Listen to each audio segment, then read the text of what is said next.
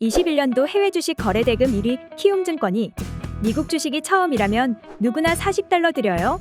지금 바로 국내외 통합 MTS 영웅문의 스샵을 다운받아 $40 받아가세요. 해외 주식은 원금 손실 발생 가능하며 그 결과는 투자자에게 귀속되오니 유의하세요.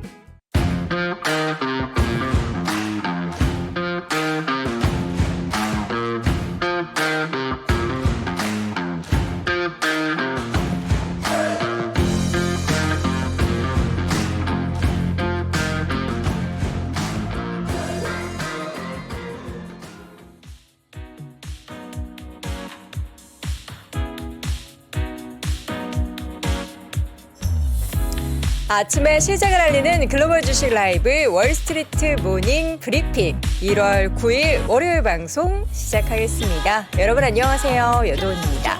자, 오늘 날씨가 아주 조금이기는 하지만 풀렸습니다. 풀렸다라는 건 적어도 영하의 기온은 아니고요. 영상 기온이라는 거고요. 시장도 좀 풀렸죠. 예, 주말 사이에 지수가 급반등을 하면서 2% 넘는 삼자지수의 강세가 나타났습니다. 물론 이제 우리에게는 이러한 급반등 뒤에 올 이 추가적인 상승에 대한 기대감보다는 계속해서 좀 시장을 경계하는 시각들이 훨씬 더 많은데요. 어찌됐건 이제 주말 사이에는 좀 편안하게 제가 금요일 방송 마무리하면서 이제 그날 밤에 좀 주말에 편안하게 보낼 수 있는 시장이 연출됐으면 좋겠다는 바람을 강력하게 시사했는데 다행히도 여러분의 주말이 좀 편안하셨기를 바라봅니다.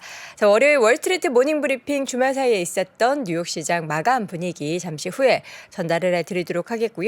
오늘 심층 인터뷰에서는요. 지금 최근에 시장에 대해서 전략을 과연 내가 어떻게 마련해야 할까? 뭐 성장주, 가치주, 다양한 포트폴리오 전략에 있어서 어떤 성장주, 어떤 가치주, 그러니까 그 업종을 선택을 해야 하는지 잠시 후에 오랜만에 함께하는 키움증권 이원주 선임연구원과 함께 이야기 나눠보도록 하겠습니다. 오늘도 역시나 월가의 소식은 미국 주식에 미치다 이항영 전문위원 캐나다 현지로 연결해서 자세한 이야기 들어보도록 하겠습니다. 자, 오늘 이름을 영하로 지으면 된다고요? 여영하. 여영하 괜찮네요. 롱패딩 입으셨는데 덥죠. 맞아요. 오늘 날씨가 좀 많이 풀려서 저도 하도 어머니께서 오늘 춥다 해가지고 꽁꽁 싸서 입었는데 춥다는 생각이 전혀 안 들더라고요. 여의도 칼바람을 맞아도. 그렇다라는 건 굉장히 날씨가 많이 풀렸다라는 겁니다. 그럼에도 불구하고 옷을 또 얇게 입다 보면은 여러분들 또 후회하실 밤 시간 퇴근할 때 후회할 수도 있으니까요. 적당히 잘 챙겨 입으시기 바라겠고요. 자, 뉴욕 증시 3대 지수 마감 상황 지난 주말에 12월에 고용 보고서, 그러니까 고용 지표, 고용 보고서 내용이 3가지가 발표가 된다고 전달을 드렸었잖아요. 근데 다들 고용이 여전히 너무나 견고하게 강하다라는 것을 시사했는데 그 중에서 그나마 고용 보고서 안에 세부적인 항목 중에서 임금 상승률이 조금 둔화한 부분이 시장에서는 임금 상승률 요거 둔화 연준이 원하던 거 아니야? 긴축 행보가 조금 완화되나? 하는 뭔가 기대감을 만드는 그런 시장 분위기 연출이 됐고 2% 이상 3대 지수가 모두 올랐습니다.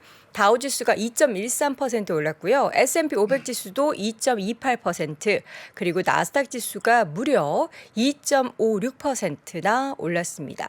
초반에는 물론 빨간불이 들어오기도 했습니다. 그러나 이내 상승폭을 계속해서 확대하면서 상승 마감을 하는 모습을 보였는데요. 과연 고용보고서 내용이 어땠나 한번 열어보도록 하겠습니다. 임금 상승률 둔화, 연준의 긴축에도 숨통이 조금은 트일 수 있을 것이다 하는 기대감이 커지는 상황이었는데요. 지난해 12월 기준 비농업 부분의 고용이 22만 3천 명 증가를 했습니다. 시장에서는 고용이 한 20만 명 증가할 것으로 예상을 했는데 이를 웃돌았죠. 이거는 당연히 안 좋은 거죠. 고용이 많아졌다라는 건 연준이 싫어하는 거니까요. 그리고 12월 실업률이 3.5%로 지난달 그 전달의 수정치인 3.6%보다는 낮아졌습니다. 실업률이 낮아졌다라는 것도 고용이 견고하다라는 거죠. 그리고 시간당 임금 여기에서 좀 시장 환호를 했는데요.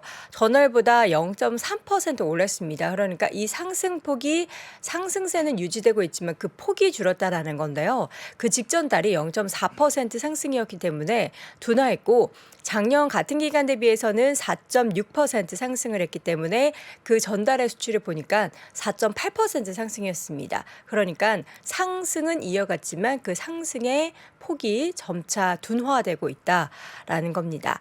4.6%라는 그 수치는 2021년 8월 이후에 가장 낮은 것으로 지난 3월 2022년 3월 고점인 5.6%보다 1%포인트 낮은 수준으로 기록이 됐고요. 또 시장의 예상치가 0.4% 전월 대비 0.4였는데 이것보다도 낮은 0.3이 발표가 됐고 작년 같은 기간 대비 5%를 상승할 것을 전망했는데 이거보다 낮은 4.6을 기록하면서 시장 예상치를 모두 하회하는 임금 상승률이 기록이 됐습니다. 노동시장이 여전히 강한 모습을 보여줬습니다. 임금 상승률을 제외하면 숫자적으로는 모두 좀 증가하는 모습들이 나타났는데 그래도 임금 상승률이 좀 둔화한 것에 있어서 시장은 또 긍정적인 시그널로 해석을 했고요. 이 가운데 증시는 상승 그리고 국채금리는 하락을 하는 모습이 나타났습니다. 또 지금 보니까 발표됐었던 여러 가지 지표 가운데 12월 서비스 구매 관리자 지수도 발표가 되는데요. 이 서비스 부문의 경제 지표도 2020년 5월 이후에 최저 수준으로 떨어졌습니다. 미국 공급관리협회 그러니까 ISM 서비스 구매 관리자 지수 12월에 발표된 내용은 49.6을 기록을 했는데요.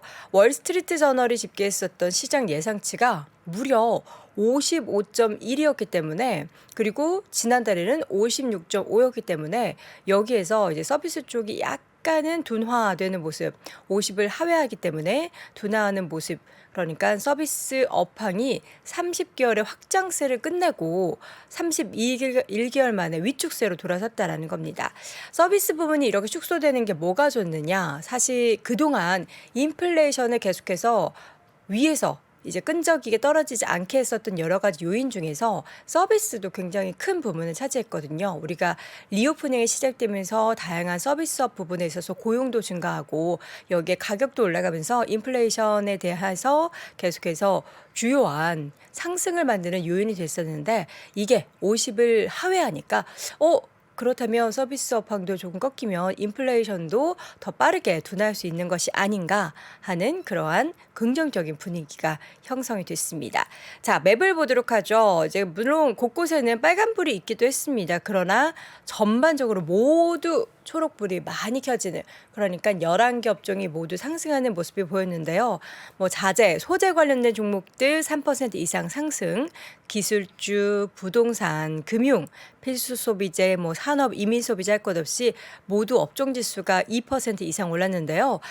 먼저 애플의 주가가 3% 이상 반등을 했고요. 마이크로소프트는 그동안 좀 많이 하락하긴 했는데 반등의 폭은 좀 미미했습니다. 1%대 반등 그리고 엔비디아 주가가 많이 올랐어요. 4% 이상 상승 AMD도 지금 주가가 2% 넘게 올랐고요.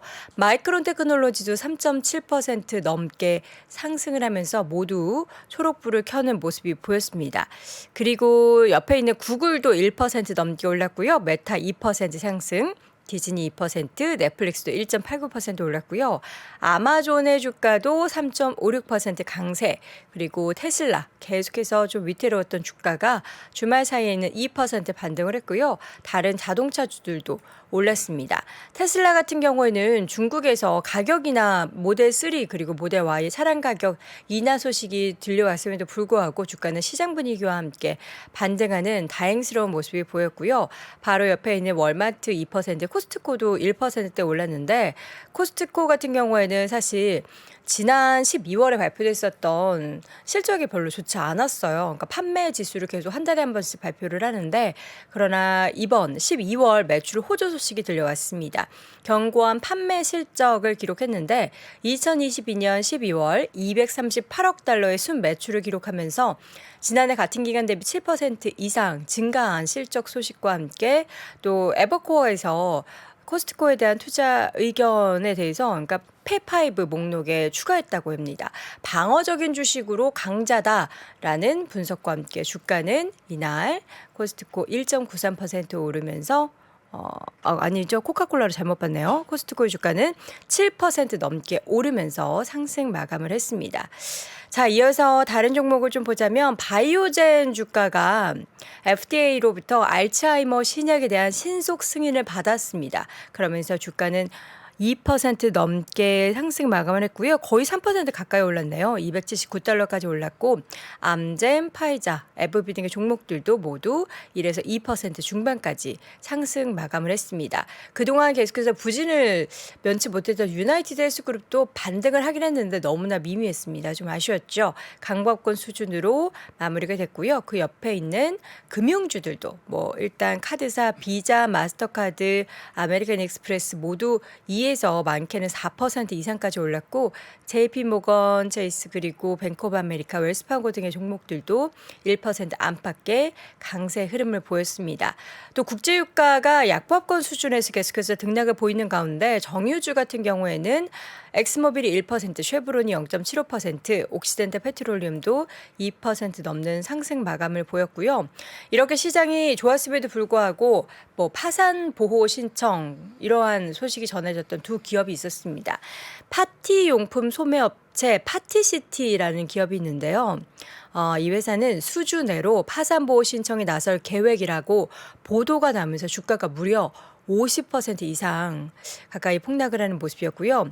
지난주 내내 배드베스앤비욘드 소식을 전해드렸는데 현금이 좀 부족해서 파산 고려하고 있다라고 이야기한 뒤로 주가는 22% 넘게 하락을 했고 그래서 키방크에서는 배드베스앤비욘드에 대해서 목표 주가를 주당 2달러에서 10센트로 무려 95%를 낮추는 그러한 투자 의견 하향, 목표 주가 하향 소식이 전해졌습니다.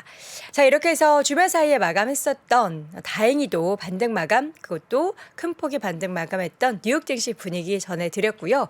이 가운데 있어서 우리는 어떤 전략을 펼쳐야 할지 잠시 후 키움증권 이원주 선임연구원과 함께 이야기 나눠보겠습니다. 낯선 용어, 복잡한 그래프, 매일 쏟아지는 뉴스, 경제에 나만 어려운 게 아닙니다. 어려운 내용이라서 답이 없어. 이해하기 쉽다라는 건 비슷한 내용들도 여러 사례를 들어서 반복해주는 게 제일 나아요. 우리가 교과서에 나옵니다. 우리나라 상황이 괜찮은데 금리를 인하하는 경우 버블이 온다. 언제 그랬냐? 98년도. 이렇게 한 줄로 나와 있으면 모른다니까요. 그때 무슨 일이 있었는지 전후좌우로 알아야죠. 그러니까 사례를 이렇게 좀 여러 개 설명해 드릴 수밖에 없는 거죠. 그래서 우리 강의가 이 시간이에요. 풍부한 사례를 통해 복잡한 내용을 아주 쉽고 명쾌하게 이해시켜주는 20시간의 경제 수업. 수강생들이 극찬한 미친 강의력. 오건영 부부장님과 함께 2023년 봄이 오기 전 경제 기본기를 완벽하게 끝내보세요. 자세한 내용은 영상 하단의 링크 혹은 3프로TV 앱에서 확인하세요.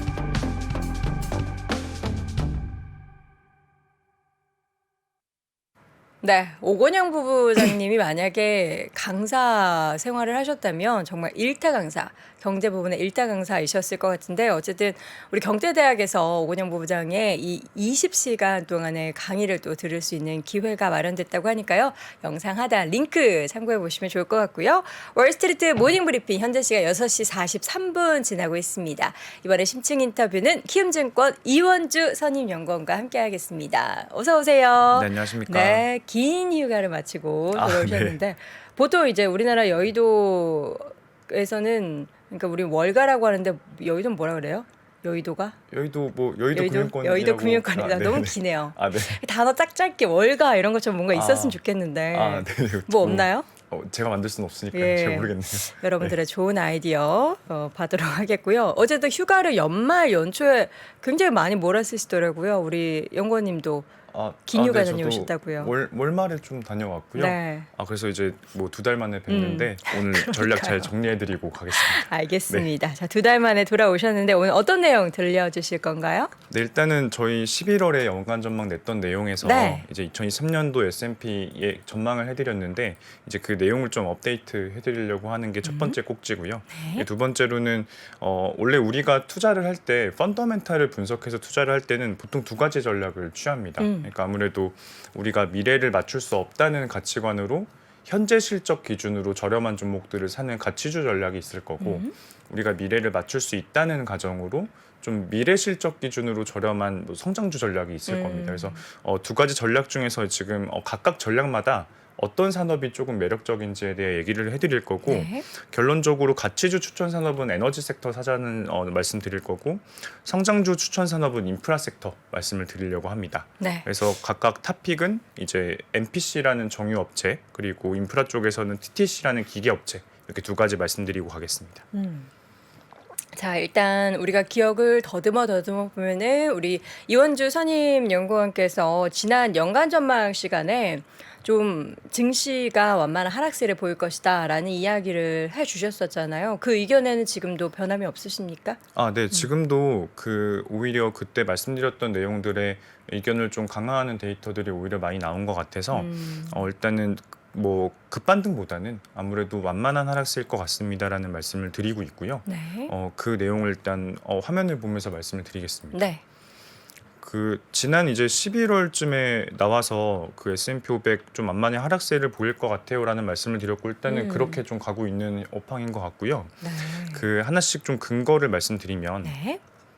보통 우리가 미국 증시를 볼 때 일단 증시는 뭐 기업 실적 곱하기 밸류에이션이니까 그렇죠. 실적부터 좀 살펴보면은 일단은 EPS가 좀 주당 순이익이 완만히 하락하는 측면으로 가고 있는 것 같습니다. 항상 말씀드리는 논리는 미국의 M2 통화량이랑 S&P 500의 12개월 선행 주당 순이익이랑 같이 연동해서 가는데 지금 M2 통화량이 완만한 하락세를 보일 거기 때문에 기업 실적도 완만한 하락세를 보일 겁니다라고 설명을 드리고 있고요. 네. M2 통화량 같은 경우는 딱 2가지가 중요한데요. 일단은 연준은 총자산을 줄이는 노력을 하고 있습니다. 실제로 9월부터 원래 950억 달러씩 월마다 줄이기로 했는데 네. 일단은 재무 상태표상 나타나는 숫자로는 월 평균 690억 달러씩 줄이고 있는 것까지는 맞고요. 근데 생각보다 이 유동성이 줄어드는 게 좀 감지가 안 되고 있는데 보시면은 9월 이후에 우리가 한 페이지 넘겨보시죠. 9월 이후에 우리가 연준의 총자산은 2.8% 정도 감소한 거는 맞는데요. 막상 M2 통화량은 0.5% 감소에 그쳤습니다. 왜 그러는 거냐면 이 연준이 통화량을 줄이고는 있는데 민간에서 은행이 대출을 늘리고 있습니다. 흔히 통화 승수가 늘어나고 있다는 표현을 하는데 아직도 대출 증가율이 전년 대비 12% 이상의 성장률이 나오고 있는 상황이기 때문에 아무리 연준 총자산을 줄이더라도 민간이 대출을 늘리면서 좀 통화량을 확대하고 있다 보니까 이 M2 통화량이 빠르게 감소하지 않는 거고요. 네. 언제까지 이럴 거냐를 좀 고민해 보면은 이 차트가 좀 중요합니다. 보시면은 이 차트가 좀 중요하고요. 예대 비율 같은 경우가 원래 예전에 한 평균적으로 80% 정도가 됐었는데 아직도 한 60% 정도밖에 안 돼요. 한마디로 이게 예대 비율이라는 거는 경제에 대한 어떤 믿음의 지표이거든요. 믿음. 그러니까 한마디로 좀 경제가 좀 괜찮을 것 같다라고 생각을 하면은 대출을? 우리는 좀 부채 비율을 좀 늘리죠. 그쵸. 전반적으로. 그렇기 때문에 이게 과거 평균으로 좀 회귀하는 기간에 있다라고 봐보면은 한 70-80%까지는 계속 대출 증가율이 올라갈 수가 있다라는 겁니다. 네. 그러면은 앞으로도 연준이 대출 총자산을 좀 줄이더라도 이 대출 때문에 좀 통화량이 잘 안 잡힐 가능성이 좀 있다라는 말씀이 좀 첫 번째 포인트고요.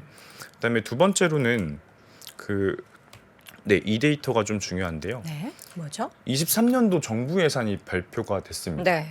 보통 정부 예산은 원래 2가지로 나뉘어요. 그러니까 뭐 필수적으로 써야 되는 돈이 있고 좀 정부가 재량적으로 결정할 수 있는 예산이 따로 있는데 네. 보통 이 재량 예산을 좀 보거든요. 이 재량 예산이 2022년 대비해서 14% 증가했습니다. 그러니까 한마디로 정부가 지금 증가율 측면에서 보면은 가장 높은 부서는 상무부. 네. 31% 증가했고 절대적으로 그냥 예산이 많이 늘어난 거는 국방부. 그래서 690억 달러가 증가했습니다. 그 아무래도 미국이 지금 미국 패권을 좀 강화하기 위해서 이 제조업 리쇼어링을 유도하고 있고 사실 제조업 리쇼어링이 잘 되려면 이 판을 잘 깔아야 되거든요. 그냥 유틸리티나 이런 전력판이 뭐 이렇게 뭐 도로 교량이 노후화된 거 이런 거 다 지금 뜯어 고치는 중이기 때문에 이런 쪽에 돈을 많이 써야 되는 거죠. 근데 이게 뭐가 문제냐면 그 연준은 물가를 잡기 위해서 통화량을 위축시키려고 유도를 하지만 이 근본적으로 총수요를 줄이는 거거든요. 근데 정부 쪽에서는 충수를 늘리는 정책을 쓰고 있습니다. 이렇기 때문에 한마디로 좀 이렇게 기업 실적은 뭔가 급락하진 않을 것 같고요. 네. 완만히 하락할 거라는 게 일단 기본적인 생각이고요. 네. 일단은 그 증시의 전반적인 한 축인 기업 실적을 살펴봤고 네. 다음으로는 PER을 좀 보겠습니다. 네. 자, PER 전망은 저희가 또 이 자료를 따로 야미자 카페에 올려드릴 테니까 저희가 소개해드리지 않았던 지표 내용은 따로 챙겨보시면 좋을 것 같고요. 저희는 포인트만 짚어드리도록 하겠습니다. 네, 그 여기서 보이는 회색 차트가 이제 PER 차트이고요. 네. 보통 이걸 뒤집어서 많이 봅니다. 그 PER 분의 1로 해서 주주요구 수익률 개념으로 많이 보고요. 이 주주요구 수익률은 이 연방 유효기금 금리라는 가장 리스크가 적은 금리부터 시작해서 장단기 금리차, 주식 리스크 프리미엄 이렇게 세 개를 더해서 보는 게 원래 좀 전통적이고요. 네. 근데 이제 이 세 가지 변수 중에서 가장 중요한 게 주식 리스크 프리미엄이 앞으로 조금 줄어들 것 같지가 않고 좀 늘어날 것 같습니다. 이게 늘어난다라는 의미는 반대로 해석하면 PER이 내려간다는 얘기거든요. 이것만 좀 설명을 드리면 네. 네, 일단은 우리가 왜 그 피벗을 좀 기대하기가 좀 어려운지에 대한 말씀을 잠깐만 드리고 가면은 그런 겁니다. 그러니까 기업들이 지금 이게 이 회색 그래프가 주당 캐펙스 규모를 말하는 거고요. 네. 그리고 이게 분홍색 그래프가 주주 환원을 말하는 건데 배당이나 자사주를 합친 거. 근데 기업들이 지금 캐펙스는 많이 안 늘리고 싶어하고 그쵸. 투자는 많이 안 하고 싶어하고 그냥 공급량을 줄여서 물가를 올리면 마진을 확보할 수가 있잖아요. 그걸 다 주주 환원하는 거에 되게 집중하고 있습니다. 왜 그러는 거냐면 지금 시장 개입도 너무 많고 지난번에 연간 전망에서도 말씀드렸지만 네. 그리고 탈세계화도 너무 경제적으로 리스크가 있고 그렇죠. 그러다 보니까 기업들이 투자를 늘리는 것보다는 오히려 이러고 있는데 이게 뭐가 문제냐면 그 우리가 경제가 안 좋아져서 물가가 내려갔을 때 금리를 내리는 의미는 뭐냐면 내려도 물가가 안 오르겠다라는 가정을 까는 거거든요. 한마디로 그 금리를 내리면 수요가 올라올 텐데 네. 공급도 따라 올라와줘야 사실 금리를 내릴 수가 있는 겁니다. 그래야지 물가를 잡을 수가 있는 거니까. 네네. 근데 지금은 여러 시장 개입, 뭐 탈세계화, 뭐 신재생 에너지 전환 이런 문제 때문에 투자를 안 늘리다 보니까 일단은 피벗하기가 어렵다는 얘기를 말씀을 먼저 드리고 싶고 네. 실제로 왼쪽 그래프를 보더라도 그 레나라는 주택 2위 건설업체가 최근에 실적 발표했는데 딱 이 컨셉에 맞아요. 실제로 레나 같은 경우도 원래 주택업체들이 공급량을 많이 늘리고 싶으면 토지를 많이 sab니다. 네. 근데 오히려 토지 재고는 줄어들이고 있고 매출이 아무리 늘어도 그리고 오히려 주주 환원은 좀 크게 하고 있거든요. 그러니까 매출액이 늘었다는 건 집을 비싸게 파는 건가요? 그렇죠. 집값이 많이 올라갔으니까. 그래서 결국에는 모든 업체들이 약간 공급량을 줄이고 집값은 올라가서 마진을 먹고 주주 환원하는 트렌드로 좀 가고 있기 때문에 네. 우리가 금리가 빠르게 내려갈 거라는 건 좀 너무 기대하지 말자라는 말씀들을 드렸고 네. 그다음에 오른쪽 아래 주식 리스크 프리미엄에 대한 얘기를 아까 드렸는데 네. 보통 저게 반대. 그러니까 이제 이게 내려간다는 의미는 PER이 올라간다는 네네. 의미고요. 이게 올라간다는 의미가 PER이 내려간다는 의미인데, 올라간다는 의미인데, 이 보시면은 그 지금 주식 리스크 프리미엄이 과도하게 내려가고 있습니다. 그 뭐를 반영하고 있는 거냐면 전 세계 국가 중에서 미국이 상대적으로 우위에 있거나 장기 성장성을 높게 평가받을 때는 네. 이 주식 리스크 프리미엄이 내려가요. 네. 근데 지금 이제 2000한 그 4, 5년 정도 거의 미국 경제 최고 호황기라고 말할 때까지만큼 내려갔습니다. 근데 정말 이때 수준만큼 우리가 경기 장기 성장성이나 미국 경제의 우위를 좀 봐야 되는 거냐 고민했을 때 유럽이 일단은 에너지 위기를 좀 타파해가고 있는 것 같고 네. 그리고 중국이 리오프닝을 시작한다는 가정을 하면은 사실 이제는 미국의 상대적 우위를 이때만큼이나 강하게 평가하기는 좀 어려울 것 같거든요. 한마디로 주식 리스크 프리미엄이 조금 더 올라가야 된다라는 생각이고 네. 그러면 PER이 조금 내려가야 됩니다. 그래서 이런 원리 때문에 실적은 완만한 하락세, 그리고 PER도 조금 내려간다라는 컨셉에서 일단 S&P 500은 좀 이렇게 완만한 하락세, 급락보다는 좀 그렇게 보고 있기 때문에 네. 우리가 조금 증시가 완만히 하락할 때 이제 어떤 투자 전략을 세워야 되는지 고민을 하는 게 되게 중요한 시점이라고 보고 있습니다. 그 완만한 하락세는 올해 내내 이어질까요? 일단은 그 하반기를 가봐야 알 것 같기는 한데요. 일단 상반기에는 상반기 어쨌든 동안에는 한만한 하락이 좀 보여질 거라고 생각을 하고 그 이후부터는 이제 금리를 연준이 어떻게 조정하느냐에 따라 네. 의견을 바꿀 것 같습니다. 알겠습니다. 자, 그러면 이제 상반기에는 어쨌든 완만한 증시 하락세를 염두에 둬야 하는 그런 전략을 펼쳐야 할 텐데 지금 어떤 전략이 좀 유망하게 보입니까? 네, 일단 투자 전략을 말씀을 드리면 네. 이제 화면을 보시면은 그 오른쪽 위에 그래프입니다. 네. 3개월, 6개월 가격 모멘텀이 가격 주가 수익률이 S&P 500 기업들 중에 중간값 이상인 종목들 비중을 조금 그려온 건데요. 그 제일 많은 비중이 어디냐? 지금 자본재입니다. 자본재. 자본재. 네, 그 18%가 거의 자본재 기업들이 전체 S&P 500을 상회하는 주가 수익률을 기록하고 있는데 자본재라 하면은 어떤 섹터를 얘기하는 대부분 걸까요? 그 전력 유틸리티 아니면은 기계 이런 인프라 관련된 산업이 주가가 최근에 전체 증시를 아웃퍼폼하고 있고요. 최근에 조였던 네, 이거는 그 2021년 11월에 그 이제 법안이 통과된 미국 인프라 법안이 1조 달러 규모가 넘기 때문에 네. 지금 미국에서 굉장히 많은 인프라 투자가 이루어지고 있는 부분들 때문에 지금 자본재가 많이 주가가 오르는 거고요. 네. 그리고 제약 같은 경우는 당연히 경기가 좀 안 좋아지면은 대표적으로 주목받는 상대 섹터이기 때문에 제약 업체가 많고 네. 그리고 에너지 업종들이 뭐. 지금 굉장히 주가가 잘 갔던 거죠. 3개월, 6개월간은. 네.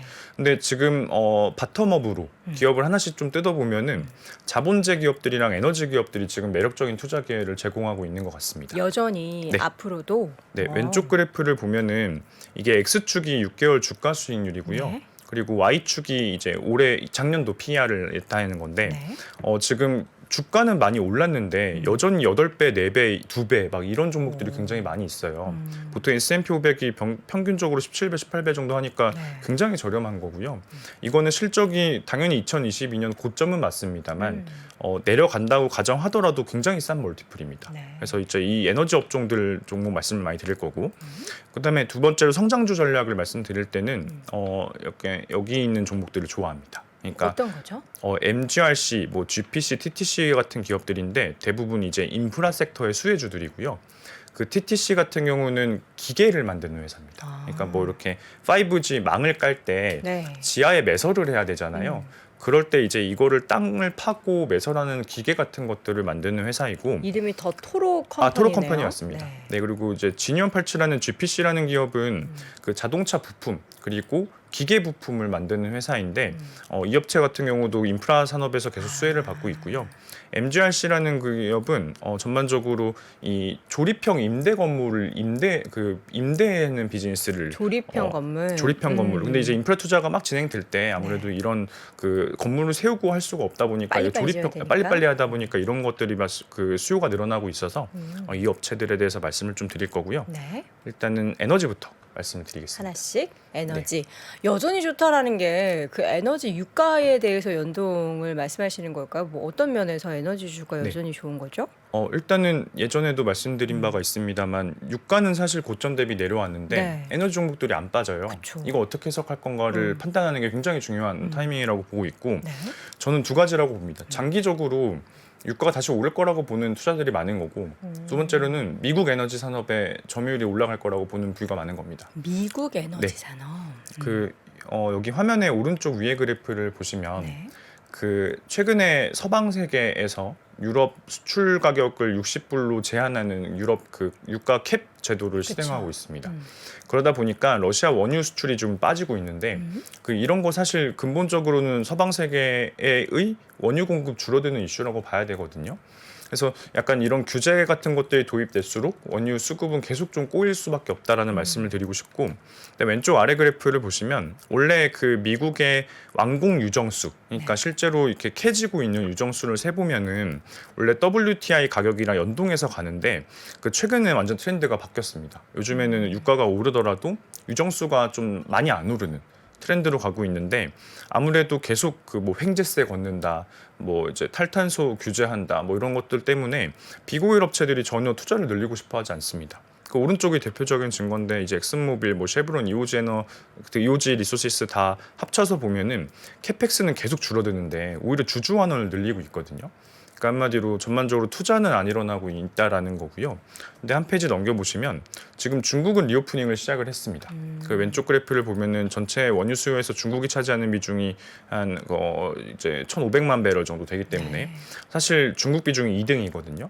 근데 사실 이 경기 침체 왔으니까 뭐 원유 수요 많이 안 늘어나겠습니다라는 말씀을 많이 하시지만 그 오른쪽 그래프를 보시면 미국의 전 세계 원유 수요는 딱히 경기랑 연동되기보다 오히려 전체적인 자동차 이동량 아니면 날씨랑 많이 연동이 됩니다.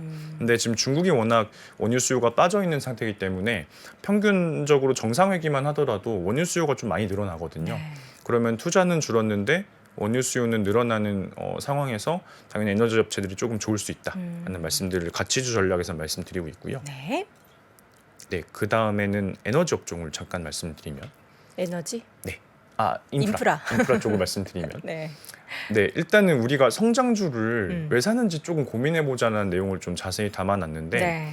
우리가 성장주를 사는 이유는 그겁니다. 이게 경기가 침체가 되더라도 이 성장주들은 보통 기존 산업을 파괴해가면서 자기가 뺏어오면서 성장하기 때문에 전체 시장보다 압도적으로 빨리 크고 있는 걸 보통 우린 성장주라고 해요. 그러면 경기 침체가 와서 전체 시장이 줄어들더라도 네. 이 업체들은 다른 산업을 뺏으면서 성장하니까 원래 오히려 경기 침체가 오더라도 그로스가 나오기 때문에 우리 성장주에 높은 밸류에이션을 주고 사는 그쵸. 거거든요. 실제로 오른쪽 위에 그래프를 보시면 과거에 구글이 보여줬던 모습은 그런 게 맞아요. 네. 그러니까 과거에 그 2007, 8년 금융위기 왔을 때 전 세계 광고 시장은 줄어들었지만 구글이 디지털 광고 시장으로 이제 오프라인 광고 시장을 뺏어오고 있었기 때문에 그 당시에 구글 실적 많이 안 깎였고 전체 디지털 광고 시장도 계속 컸습니다. 그런데 이제 우리가 지금 우리가 알고 있는 대부분의 빅테크 업종들이나 성장주로 분류하는 종목들을 보면 지금 전혀 그런 모습을 못 보입니다. 그러니까 대표적으로 하반기 때 경기가 조금 흔들리니까 대부분의 업체들이 12개월 포워드 EPS가 굉장히 하락하는 모습을 좀 많이 보였고 네. 그리고 왼쪽 그래프 보셔도 이게 실적이 뭔가 안정적이라기보다는 이미 경기에 많이 흔들리는 모습들을 그쵸. 많이 보입니다. 그 주가도 실제로 그런 부분들을 반영해서 많이 빠지고 있고요. 네. 그래서 저희가 보기에는 이거는 이미 성숙 산업에 어느 정도 들어갈 가능성이 높다. 이미 너무 컸다라는 게 좀 생각이고 오히려 지금 앞으로 성장주를 좀 다시 외연을 좀 잡아간다라는 기준에서 봤을 때 인프라 섹터가 오히려 좀 더 앞으로 성장이 많이 나오는 섹터인 것 같습니다. 일단 경기에 흔들리지 않게 오른쪽 위에 그래프를 보시면은 추천드렸던 뭐 토로 컴퍼니, 뭐 제뉴언 팔츠, 뭐 이렇게 MGRC 같은 모든 기업들이 실적이 오히려 오르고 있고요. 그리고 왼쪽 그래프 보시더라도 앞으로 경기 상황이 안 좋아질 거는 애널리스트들 다 아는데 이제 그런 거랑 관계없이 실적 추정치가 계속 올라가는 모습들을 보실 수가 있고요. 실제로 이런 부분들 반영해서 최근에 인프라 주식들이 6개월 수익률이 좋은 겁니다. 그래서 저희가 조금만 그 기존의 관성에서 벗어나서 이제 인프라 섹터 앞으로 미국이 새롭게 변화하는 과정에서 구조적으로 투자해야 되는 산업이다라는 말씀들을 드리고 있는 거고요. 네. 그래서 결론적으로는 가치주 쪽에서는 이제 COP, 뭐 MPC, PBF 같은 종목들 좋아하고 있고 성장주 쪽에서는 이런 종목 좋아하고 있다라는 말씀들로 정리드릴 수 있겠습니다. 인프라 투자 관련해서 이제 기업을 우리 연구원님께서 소개를 해주셨잖아요. 근데 사실 지금 소개해주셨던 이 기업은 우리가 쉽게 네네. 자주 접했던 기업들이 아니에요. 네. 그럼 이런 좀 기업들을 모아놓은 ETF 같은 건 없나요? ETF는 제가 잘 모르겠는데 아무래도 염색하시네. 머시너리 관련된 네네. 같은 거 찾아보면 왠지 네. 있을 것 같고 네 종목을 좀 더 자세히 네. 소개드리는 게 몇 가지만 좀 간단하게 하나씩 어떤 산업을 네. 그 안에서 영위하고 있는지 좀 소개해 주시죠.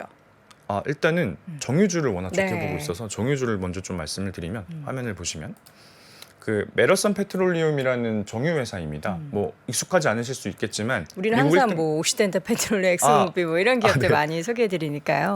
미국 1등 정유소입니다. 네. 점유율 기준으로 거의 16%? 네, 16% 정도 되는 정유 기업이고요. 네. 정유라는 건 뭐 대표적으로 다운스트림 산업인데 이제 그렇죠. 원유를 가지고 끓여서 디젤, 가솔린 만드는 회사라고 보시면 되고 가솔린 비중이 절반이 넘고 그리고 나머지 대부분은 다 증류유라고 하죠. 그러니까 뭐 디젤, 뭐 난방유 이런 것들 말하는 거고요. 네. 그래서 결국에는 이런 가격이 좀 주가에 영향을 많이 미치는 회사인데 근본적으로 실적이 올라갔습니다.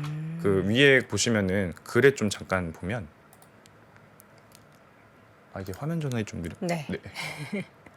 바로 다음 화면 이어서 보자면 지금 생산 비중. 네. 네. 예, 여기 요- 글에 요거, 좀 잠깐 요거. 보시면은 네. 2019년에 이 정제 마진이라고 하죠. 유가를 사서 이 디젤을 가솔린을 파는 이 2019년에 평균적으로 14달러밖에 안 됐는데 이게 엄청 올라갔네요. 지금 37달러인데요. 이거 왜 그러는 거냐면 그 지역별로 정제 마진 차이가 엄청 크게 나기 시작했어요. 네. 왜 그러냐면은 이제 탈세계화가 진행이 되니까 더 이상 가스 시장이 그렇게 막 이렇게 효율적으로 돌아가지 않거든요. 어느 지역은 가스가 엄청 비싸고 네. 어느 지역은 가스가 싸요. 근데 왜 그러냐면은 미국은 가스를 자체 생산하니까 이게 내수 가격이 안정되어 있는데 유럽이나 다른 가스가 없는 아시아 같은 가스가 없는 지역들은 이 사와야 되다 보니까 가스 가격 변동성이 엄청 심해졌거든요. 그래서 이게 지역별로 정유 캐파가 투자되는 게 미국엔 투자가 많이 되는데 다른 데는 막 가동 중단하고 있습니다. 그러니까 이런 부분들 때문에 미국적 정제 마진이 그냥 이렇게 근본적으로 레벨업 된 거죠. 그래서 일단은 정유소들이 이런 탈세계화 하정에서 미국 정유소가 굉장히 유리해지는 국면이라는 말씀을 드리고 싶고 네. 그랬을 때 이게 실적이 보시면은 오른쪽 아래 그래프인데 그 과거에 보통 이제 이게 한 16배, 20배씩 받았던 시기가 오히려 실적이 감소할 때입니다. 근데 이제 지금 아직도 한 8배 레벨이 있고 이 실적 감소 기간에 이 20배, 16배 레벨로 간다라고 한다면 우리가 조금 더 매력적이게 볼 만한 유인들이 크다라는 말씀을 드리고 싶어서 이제 정유업체를 추천드리고 있는 거고요. 네. 시간이 좀 허락한다면은 네, 살짝만 더 보도록 하죠. 모르는 기업이 너무 많아가지고. 예, 토로라는 기업이고요. 네. 그 사실 1914년부터 있었던 기계업체예요. 엄청 오래된 시가총액 역사도. 작지도 않고요. 근데 이제 사업배우별 매출 비중을 보면 프로페셔널 비중이 81%, 레지덴셜이 19%인데 이 프로페셔널은 대부분 이제 그 골프장에서 이렇게 그 잔디 깎는 기계 그런 거나 아니면 이제 아까 말씀드렸던 광통신망에서 이렇게 지하 매설해야 될 때 쓰는 기계들 그리고 이렇게 수도 자원 같은 거 또 지하에 관을 만들어야 되잖아요. 그럴 때 땅굴 파고 이런 기계들을 만드는 사업부가 프로페셔널 사업부라고 보시면 되고요. 그 레지덴셜 쪽은 아무래도 그 주택에서 뭔가 필요한 그 제초기 이런 기계들이라고 보시면 될 것 같습니다.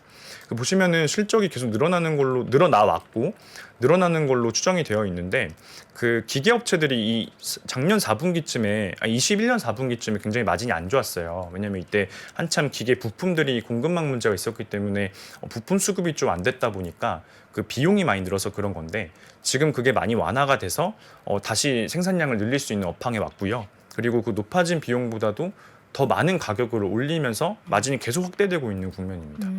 이게 2011년에 인프라 법안 통과된 게 굉장히 주요하게 영향을 미쳐서 네. 미국 전반적으로 그 기계 투자가 인프라 투자가 많이 진행되고 있기 때문이고요. 그 왼쪽 아래 그래프 보시면 앞으로 한 1년 동안에 15% 이상의 성장을 보일 걸로 예상이 되고 공급망 문제가 안 좋아졌다가 해소되는 기간이기 때문에 지금 주가가 다시 상승세에 붙어 있습니다. 그래서 저희는 이게 다시 한 20-30배까지 간다라고 가정해 보면 지금 네. 매력적인 기간이라고 보는 거죠. 알겠습니다. 저희가 이제 대표적으로 에너지 인프라 기업 중에서 두 기업만 소개해 드렸는데 자료 안에는 또 다양한 기업들에 대한 소개가 담겨 있으니까요. 추가적인 내용은 함께 체크해 보시면 좋을 것 같습니다. 자, 이렇게 해서 오늘 오랜만에 키움증권 이원주 선임연구원과 함께했습니다. 연구원님 오늘 고맙습니다. 네, 감사합니다. 지금은 돈 버는 투자 아이디어 탱고픽 할 시간입니다. 정프로 뭐하니 투자 정보 본다. 어디서 탱고픽 그거다 무료니 무료다. 정프로 뭐하니 돈 번다. 어디서 지금 탱고픽에서 돈 되는 이벤트를 많이 진행 중입니다. 더 늦기 전에 앱스토어에서 탱고픽을 검색하십시오. 장 시작 전부터 종료까지 쏟아지는 수많은 뉴스와 정보들. 이 중에서 어떤 것이 투자에 정말 도움이 되는 정보일까요? 3프로의 증시 셔터맨 박근영 마스터가 직접 정보를 선별하고 투자의 힌트를 드립니다. 시간도 아끼고 투자 아이디어도 얻는 시간. 박근영 부장의 마켓 힌트와 함께 하세요. 자세한 사항은 3프로 TV 앱과 홈페이지를 확인하세요. 월스트리트 모닝 브리핑 한국투자신탁운용과 함께합니다. 모닝 브리핑 함께하고 있고요. 현재 시각 7시 8분 지나고 있습니다. 이번에는 캐나다 연결해 보도록 하죠. 미국 주식 미치다 이항영 전문위원 함께합니다. 위원님 어서 오세요. 네, 안녕하세요. 이영현입니다. 네. 와, 지난 주말에 물론 이제 미국 주식에 미치던 유튜브 채널에도 이 급상승에 대한 코멘트를 해주셨는데요. 이 시장이 2% 이상 오를 만큼의 뭔가 내용이었나요? 아, 그러게 말입니다. 음. 올라도 좀 너무 많이 올랐는데요. 네. 문제는 이런 거 한 열흘만 계속됐으면 좋겠습니다. 한 달은 바라지도 않고 열흘 정도라도 쭉 갔으면 좋겠는데 열흘 동안 걸림 있는데. 근데 네. 걸림돌이 하나 있죠. 네. 하나 있는 게 바로 이번 주 금요일부터요. 우리나라 시간 금요일날 밤 내일 토요일 날 새벽까지 나올 텐데 이 실적 시즌이 시작되거든요. 맞습니다. 근데 실적 시즌에는 일단은 브레이크에 대한 우려가 많이 있거든요. 그럼 또 나중에 또 뭐 내일까지 해서 자세히 말씀드릴 텐데 일단 있던 사실부터 확인해 보겠습니다. 예상을 넘는 신규 일자리가 나왔습니다. 20만 건이 예상됐었는데 22만 3천 건이었는데요. 여기까지만 있었으면 오히려 주식시장은 나쁠 수가 있죠. 왜냐하면 일자리가 더 많이 늘어났다는 거죠. 예상보다. 물론 전월 대비해 갖고는 지금 5개월째 감소한 건 맞긴 맞는데요. 그래도 우리는 중요한 게 컨센서스 대비 늘어났냐 따진 건데요. 늘어났습니다. 컨센서스보다 거의 10%가 많았기 때문에 이건 문제 많다라고 해석할 수 있었습니다. 그런데요. 두 가지 이제 주목을 해야 되는데요. 첫 번째는 실업률입니다. 실업률이요. 3.7에서 3.5%로 내려갔습니다. 그러니까 여기서도 이제 유의하셔야 되는데 이미 3.7도 마찬가지, 3.5도 마찬가지 모두 완전 고용 맞아요. 그런데 실업률이 내려간 거는 더 낮아졌으니까 분명히 경제에 분명히 좋은 건데요. 여기에 이제 약간의 플러스 요인이 있겠고요. 진짜 플러스 요인은 그 다음인데요. 바로 임금 상승률입니다. 이 부분도 정말 우리의 생각과는 우리가 도덕적 생각, 우리의 일반적 생각과 주시장에서 바라보는 건 약간 다른데요. 임금 상승률이 0.6에서 전월 대비 0.6에서 0.3%로 증가로 둔화됐습니다. 네. 바로 임금 상승의 둔화, 전월 대비 0.3% 그리고 그 다음 페이지 보면 전년 동기 대비가 4.8에서 4.6으로 내린 것 이거 자체에 많은 사람들이 이제 환호를 했다는 거죠. 임금 상승이 둔화되는 것, 특히 어디서 많이 줄어들었냐면, 소위 서비스 섹터 있지 않습니까? 그쵸. 서비스 섹터를 다루는 것이 우리가 적객 업종이라고 많이 했습니다. 적객 업종과 헬스케어거든요. 쉽게 얘기해서 호텔, 레스토랑, 바 이런 데들이 있지 않습니까? 그리고 또 하나가 이제 헬스케어 쪽에 우리 물가 많이 올라왔는데 그쪽에 임금 상승률이 둔화됐어요. 바로 이 부분에서 임금 상승률이 둔화되니까 바로 임금 상승률이 자극했던 물가의 상승, 특히 서비스 요금의 상승에 대한 압박에서 약간 줄어들 수 있고 그것이 이제 한 단계, 두 단계다 해석을 하다 보면 그러면 연준에 금리를 공격적으로 올리는 소위 그런 정책에 대해서 약간 제고할 수 있지 않겠느냐라는 기대감이 몰리면서 주식시장은 2% 이상 급등한 것이 되겠고요. 특히 이제 아까 적격 5종이 말씀드린 것도 그래프를 따로 준비해 봤는데요. 여러 가지 섹터가 있지만 임금 상승이 중요한 이유를 보여주는 그림, 그 그림을 여러분 확인해 보시면 제가 제일 위에 빨간 선이 나오는 거가 제일 많이 올라갔을 때 13%까지 임금 상승이 올라갔던 적이 있습니다. 그게 바로 레저 앤 호스피탈리티입니다. 적객 업종이 급증했었는데 그것이 이제 빠른 속도로 내려오고 있거든요. 그러다 보니 바로 이것이 되겠고요. 그 같이 바로 밑에 나오는 것이 우리 CPI 있죠. 소비자 물가 지수거든요.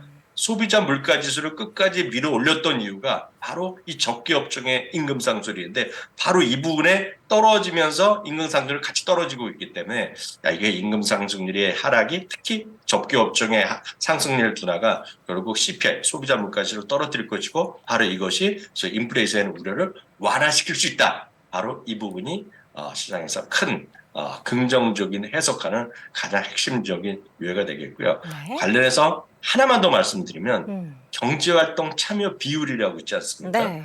보통 사람 중에서 아주 쉽게 얘기하면 경제활동에 참여하겠다는 의사가 있는 사람인데 이게 재미납니다. 62.3에서 62.4로 불과 0.1%포인트 올랐을 뿐이지만 경제활동 참여했던 사람이 많이 늘어 물론 팬데믹보다 아직 약간 모자란데요. 경제활동 참여하는 사람이 늘어나는 반면에 새로운 신규 일자리가 약간 줄어드는 보이니까 여기서도 딱 이거 아닙니까?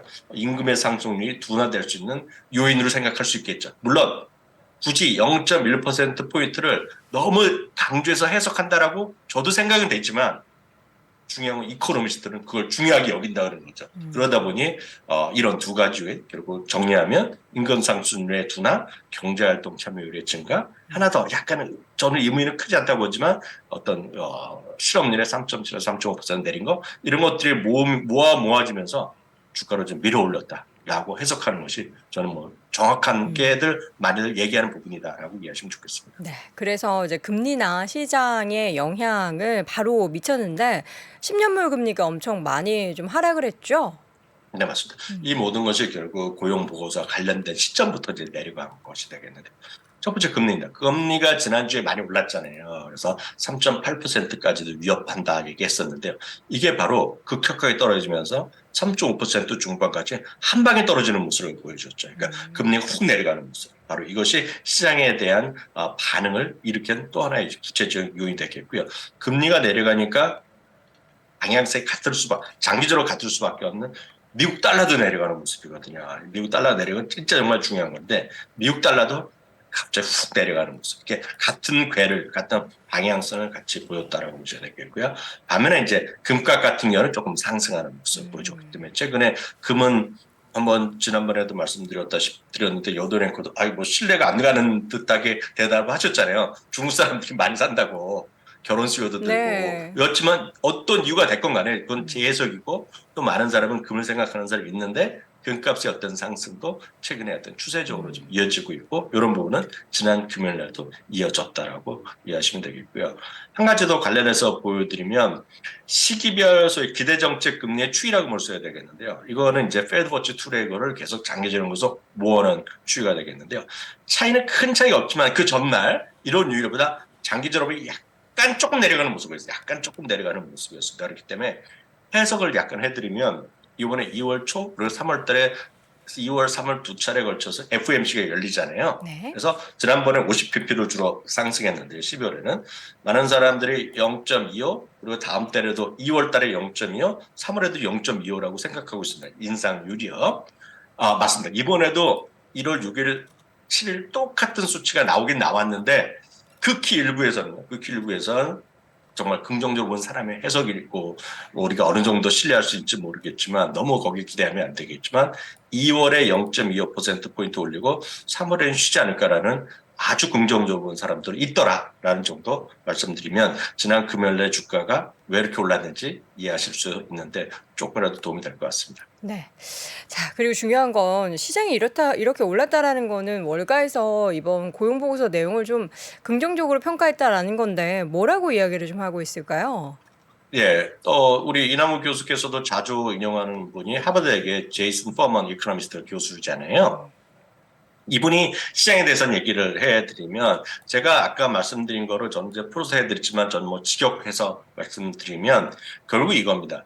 그동안 시간당 임금의 상승률의 둔화, 특히 이제 적게 업종이나 헬스케어 쪽에 그런 노동 집약적인 사업에서의 그런 사람들의 임금 상승이 부담이 됐었는데 바로 그 부분에 둔화되는 것이 결국 인플레이션 완화에 대한 희망의 가장 좋은 을 나타냈다. 그래서 이분도 역시 섹터에서도 아까 말씀드렸던 그 두 가지 섹터의 직종의 임금 상승률의 상승세가 둔화된 것을 아주 급격히 보여준 것을 결국은 가장 좋은 요인이었다라고 해석했다라고 이해하시면 되겠고요. 코메리카 은행의 수석 이코노미스트인 빌 아담스는 딱 이런 얘기를 하고 있습니다. 더 직접적으로 얘기를 하고 있는데요. 연준이요 이번에 2월 달에 이제 2월 초에 바로 FOMC 열리는데 어제 지난 금요일 발표된 12월 일자리 보고서를 2023년 초반에 추가 금리 인상에 대한 그런 해석할 때 청신호로 딱 이번에 그린라이트라는 표현을 써서 아주 긍정적으로 반영될 것이다라는 얘기를 하고 있고요. 하나 더 말씀드리면 저도 아까 말씀드렸다시피 경제활동 참여율이 아주 소폭 상승했지만 이거 자체도 역시 올바른 방향으로 나아가는 단계다라고 하고 있습니다. 물론 이것을 너무 0.1%포인트 너무 심각하게 생각할 필요 없지만 결국은 경제활동 참여하는 사람이 더 늘어나는 의지가 있어야지 일자리를 원하는 사람이 더 늘어나야지 결국은 임금의 상승률이 둔화될 수 있고 그것이 주식시장의 플러스다라고 얘기를 하고 있다는 것도 여러분들이 이해하시는 데 도움이 될 것 같습니다. 네. 자, 그렇다면 이제 주말 사이에 특징적이었던 기업들도 있었는데 코스트코부터 한번 확인해 볼까요? 코스트코 혹시 기억하세요? 11월 달에 별로 안 좋았잖아요. 12월 달 월간 그런 동일 점포 매출 보면 4.6%로 생각보다 좀 안 좋았거든요. 네. 그리고 디지털도 별로 증가한 게 없었는데요. 12월 달에 7.3%가 증가했어요. 그래서 역시 연말에 사람들이 소비를 그쪽에서 많이 샀다라고 보셔야 되겠고요. 그래서 에버코어 I자가 빠졌는데요. 에버코어 IS에서는 방어줄에 대해서 탑5에 포함시켰습니다. 코스트코를요. 그러면서 주가는 무려 7.2%가 올라갔는데요. 이런 주식 꽤 많이 났으면 좋겠습니다.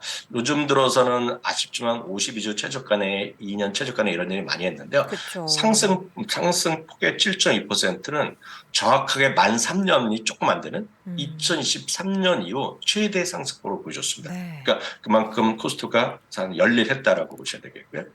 다음 주에 테슬라입니다. 테슬라가 진짜 시겁했었죠. 금요일 날이요. 우리나라 시간 금요일 날 밤에 보신 분들은 주가지 시간에 시작 전에 엄청 떨어졌어요. 그때 이제 이 이야기는 중국 내 제품가를 3개월 만에 또 뭐 엄청나게 내렸고요. 이래서 뭐 우리나라에서도 저는 이제 찾아봤더니 우리나라에서도 많이 내린 거 혹시 요다행거 찾아보셨어요? 우리나라 테슬라 가격이요? 네네. 아니요, 전 찾아보지 않았습니다.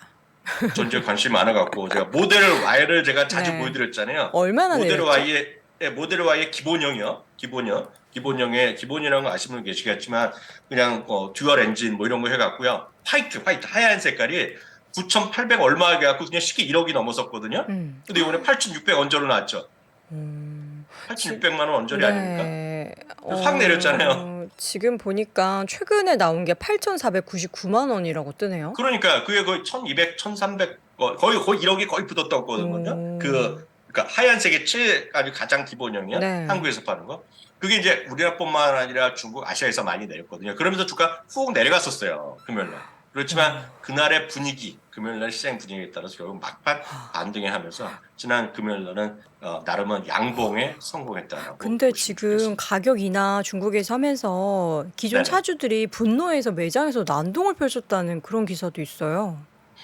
그거는 그럴 수밖에 없죠. 왜냐하면 네. 전날 사간 사람은 어떡합니까? 오. 전날. 네. 그래서 그건 항상 이슈가 되는 거예요. 할 수 없어요. 네. 어쨌든 테슬라는 가격이나 소식이 사실 악재로 받아들여졌지만 시장이 그날 오르면서 다행히도 반등을 했다라는 거고요. 또 보니까 태양광 관련한 기업들도 좀 좋았어요. 네, 맞습니다. 웰스파고에서요. 이건 뭐 그 종목도 중요하죠. 퍼스트솔라나 썬런 이런 것도 있지만 클린 에너지 시장에 전반적으로 긍정적 의견을 하면서 전체적으로 섹터를 중립에서 매수 올려놨어요. 네. 그러면서 그 관련된 기업들의 대표적인 것이 퍼스트 솔라가 이제 가장 크니까요. 퍼스트 솔라도 중립에서 매수, 썬런도 중립에서 매수 올랐는데요. 퍼스트 솔라가 뭐 대표 주주 맞죠. 퍼스트 솔라가 7, 8% 올라가는 그런 모습을 보여줬습니다. 그러면서 목표 주가도 146달러에서 188달러까지 올려놨거든요. 그래서 주가가 퍼슬라는 8% 가까이 올랐고요. 썬런도 2.0% 가까이 올라가는 기염을 토했습니다. 네. 자, 이어서는 어떤 섹터를 좀 볼까요? 지금 쉐브론, 저희가 앞서서 에너지주 얘기를 좀 했었거든요. 네네. 긍정적으로. 맞습니다. 네, 앞서 이제 키움증권에서는 이제 그 에너지 섹터와 그 인프라 섹터를 긍정적으로 얘기했지 않았습니까? 뭐 그거 맞는데요. 뭐 그럴 수 있는데요. 지금 뱅크 아메리카는 미리 말씀드리면 시장 전반적으로 해서 여전히 좀 추가 하락을 있다라고 보는 쪽인데요. 쉐브론에 대해서요. 매수해서 중립을 내렸습니다. 근데 이유는 딱입니다. 그동안에 많이 올랐고 시장을 주도했었잖아요. 쉐브론과 엑소모빌이. 근데 그 많이 올라간 것 자체로 인해서 지금은 약간의 마이너스 요인이 될 수 있다는 거죠. 그러니까 워낙 많이 올랐기 때문에 지금 밸류에이션이 부담된다. 그런 얘기를 하면서 매수에 중립을 올렸습니다. 최근 들어서 여튼 작년에 잘 나간 주식에서 의견 투자가 내린 곳이 몇 개 있거든요. 네. 그런 것들이 한결같이 나오는 것이 밸류에이션에 대한 부담, 추가 상승 여력의 제한 이런 쪽의 느낌으로 이해하시면 되겠고요. 여튼 그런 관상에서 올라긴 올랐는데 여튼 0.7% 올렸고 이런 투자 의견을 내린 것도 팩트다라고 해서 말씀드렸고요. 네. 반면에 그 많은 분들이 이제 중국에 대해서는 시각이 다 각양각색이시잖아요. 저는 개인적으로 중국에 대해서 크게 뭐 개인적으로 신뢰를 갖고 있지는 않습니다. 다만 중국이라는 나라가 어찌됐건 리오프닝, 중국 전반적인 리오프닝에 대해서는 기대감이 크죠. 물론 지금은 또 외국에 가는 사람들을 자꾸 안 받으니까 또 이슈가 되고 있고 코로나19에 하도 이슈가 되고 있는데 지금 중국으로 입국하는 사람들을 다 전면으로 열어놨잖아요. 지금 중국 입국하는 사람들이요. 그래서 뭐 격리도 없애했는데 가장 큰 건 이제 마카오나 이런 쪽인데요. MGM 리조트라든가요. 그리고 시저스 그래서 최근 들어서 호텔 라스베가스나 마카오에서 모두 하는 소위 카지노 그 리조트에 대해서 의견이 상당히 좋습니다. 지금 미국의 월가의 시각은요. 주가의 흐름과 상관없이요. 근데 지난 금요일 날 보면 스티펠에서는 MGM 리조트를 중립에서 올렸고요. 웰스파고는 시저스를 톱픽으로 제시하면서 3.8% 올렸다는 거 참고하시면 좋겠습니다. 네.